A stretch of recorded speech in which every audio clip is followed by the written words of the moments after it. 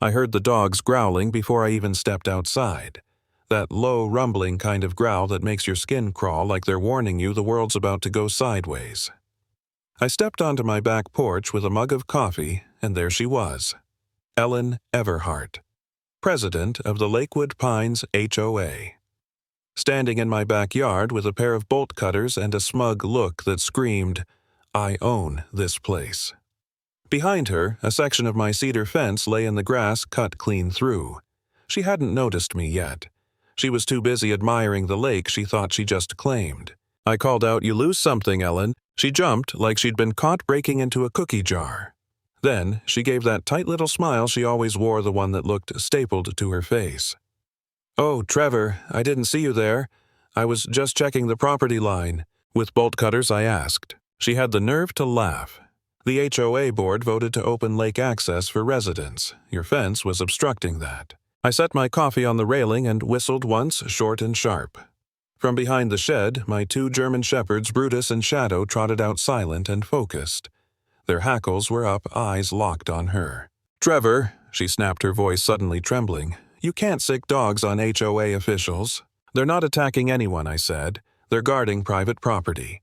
Mine, the one you just trespassed on and vandalized." Brutus walked up, sniffed her hand, and let out a low growl that made her stumble backward. "I'll report this," she blurted. "Please do," I said, reaching for my phone. "I'll show the sheriff the video footage, the deed, and the trespass law printouts while I'm at it." She bolted through the hole she'd just made and vanished down the path, muttering threats. Brutus sat by the broken fence, ears forward like a soldier waiting for orders. I looked down at him and said, "Well, buddy, looks like the HOA war just went hot." When Deputy Raines showed up 20 minutes later, he didn't look surprised. "She finally did it, huh?" he said, crouching to inspect the cut fence. "You got her on video." 3 angles, I said, handing him a flash drive. Audio, too. He nodded slowly. "You planning to press charges?" "I already emailed you the deed survey and city code," I said. He flipped through my folder, eyebrows rising at the highlighted sections. "You did your homework. If she used HOA authority for this, we're looking at abuse of position, maybe even civil conspiracy." That word stuck in my head, conspiracy. Because that's exactly what it felt like, a slow squeeze from people who thought they were above the law. By evening, the gossip wheel was already spinning. My neighbor Phil walked over while I was taking out the trash.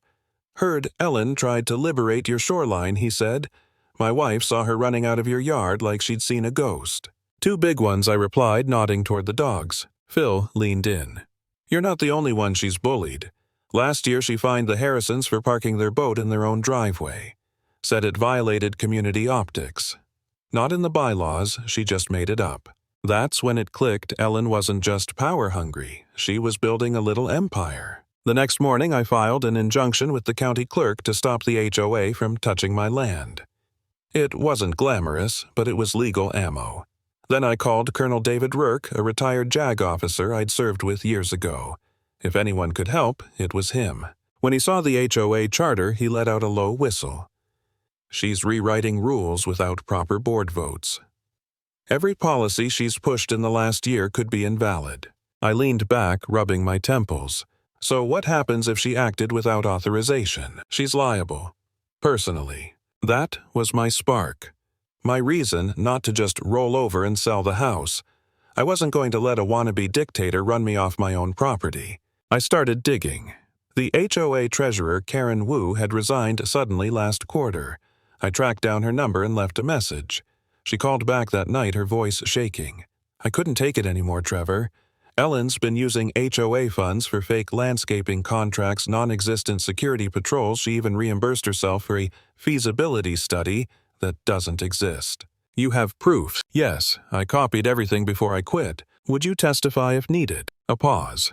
"Then, if I'm subpoenaed." That was enough. Rourke filed a formal request for the HOA's financial records. They had 15 business days to comply. 2 days later, I came home to find a plain envelope taped to my door. It was a cease and desist letter from Ellen's attorney accusing me of intimidation and weaponizing animals. I handed it to Rourke. "They're panicking," he said. "Classic deflection.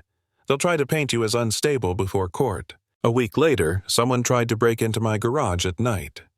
Motion lights caught a shadowy figure bolting into the alley, leaving behind a crowbar and a clipboard with the HOA's logo. Deputy Raines showed up again, grim-faced. Either intimidation or they were here to destroy evidence. That was it. I filed for an emergency protective order. Within hours, Ellen and every HOA board member were legally barred from coming near my home. But the real twist came the next day. I found an unmarked package in my mailbox inside a USB drive labeled Board Minutes, Private. I plugged it into a secure laptop. Static. Then voices. Ellen's voice clear as day. If Trevor doesn't comply, make him regret it. Noise complaints, code violations. Bury him in paperwork until he breaks. Another voice hesitated. Isn't that harassment? It's enforcement, she replied. We're the HOA, he'll fold. I sat there staring at the screen, my pulse pounding. That recording was the noose she'd tied herself. When I played it for Rourke, he grinned. Well, she just gave us her confession. Court day arrived. The room was colder than it should have been for spring. Ellen sat across from me, jaw tight, eyes fixed on the table. Her lawyer looked about 12 years old. Judge Mallory entered calm and deadly serious. Rourke leaned over. Let the evidence speak. And it did. The recording played echoing through the courtroom. When Ellen's voice hit the line, "Make his life hell," the judge raised her hand. Miss Everhart, is that your voice? Her lawyer tried to dodge, but the judge cut him off. I asked if that's her voice. Ellen looked up. For the first time, she didn't smirk. Yes, she said. The air shifted. You could almost hear the foundation of her little empire cracking. Next, Karen Wu took the stand. Her hands shook, but her voice was steady. She exposed every fake payment, every phony vendor, even a shell company registered under Ellen's maiden name. Then, Deputy Raines testified. We found fingerprints on a crowbar left at Mr. Langston's property, he said, holding up a lab report. They matched Desmond Hale, Ellen Everhart's nephew. The courtroom murmured. Was Mr. Hale employed by the HOA? Rourke asked. Listed as Community Liaison Contractor, Raines replied. That position doesn't exist in the bylaws. The judge turned to Ellen. Did you authorize your nephew to enter Mr. Langston's property? She shook her head. He misunderstood. You expect this court to believe that a man with a criminal record acted on his own initiative in the middle of an ongoing case involving you? No answer. Just silence. By the time the hearing ended, the judge had extended my protective order and recommended a full financial audit of the HOA. Ellen was under formal investigation for trespassing, destruction of property, and embezzlement. Outside, reporters waited by the courthouse steps. I didn't stop. I wasn't there for headlines. But as I reached my truck, Harold Green, a longtime resident, walked up. I've been on the board 16 years, he said. Ellen shut us out of every decision. I suspected fraud, but couldn't prove it. Now I can. You willing to testify? I asked. He nodded. She's disgraced the whole neighborhood. Within days, the county prosecutor filed charges. Ellen was arrested after trying to withdraw cash from multiple accounts. Her HOA allies vanished. The bank froze all funds pending audit. It turned out she'd been funneling money through a company called Pine Horizon Services, which was nothing but a UPS drop box 2 towns over.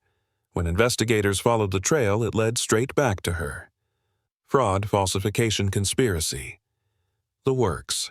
The local paper called it the most brazen abuse of HOA power in county history. The board was dissolved.